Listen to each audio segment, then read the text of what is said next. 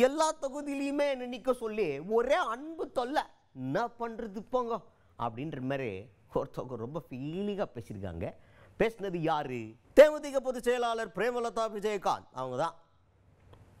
அவங்க என்னன்னா, எங்கே போனாலும் இப்போ இங்கே வந்துருக்கேன், இந்த இடத்துல ஒரு தொகுதியில் நில்லுங்கன்றாங்க, மதுரைக்கு போகிறேன், மதுரையில் ஒரு தொகுதியில் நில்லுங்கன்றாங்க, திருநெல்வேலி போகிறேன், அங்கே ஒரு தொகுதி, என்ன எல்லா இடத்துலையும் 234 தொகுதியிலையுமே நான் தான் நிற்கணும்னா என்ன பண்ணுறது, ஒரே பாச தொல்லையாகுது உங்களோட அப்படின்ற மாதிரி ரொம்ப நெகிழ்ச்சியாக பேசியிருக்கிறாங்க. ஸோ தொண்டர்கள் வந்து அந்த அளவுக்கு அவங்கள ஆரவாரமாக கொண்டாடிட்டு இருக்காங்க அப்படிங்கிறத இந்த இடத்துல வெளிப்படுத்தியிருக்காங்க பிரேமலதா விஜயகாந்த் அவர்கள். நம்ம மாவட்ட செயலாளர் சொல்றாரு, ஜெயலலிதா அம்மா இங்க போட்டி போட்டு எதிர்கட்சி தலைவரா ஜெயிச்சாங்க, அந்த மாதிரி எங்க அண்ணி வரணும்னு அவர் விருப்பத்தை அவர் சொல்லியிருக்காரு.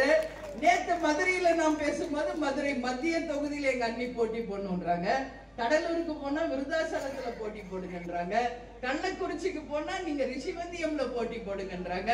இந்த மாதிரி 234 தொகுதிகளிலும் நீங்க போட்டி போடணும் என்று கழகத்தினரும் எங்கள் மாவட்ட செயலாளர்களும் அவங்க விருப்பத்தை சொல்கிறாங்க.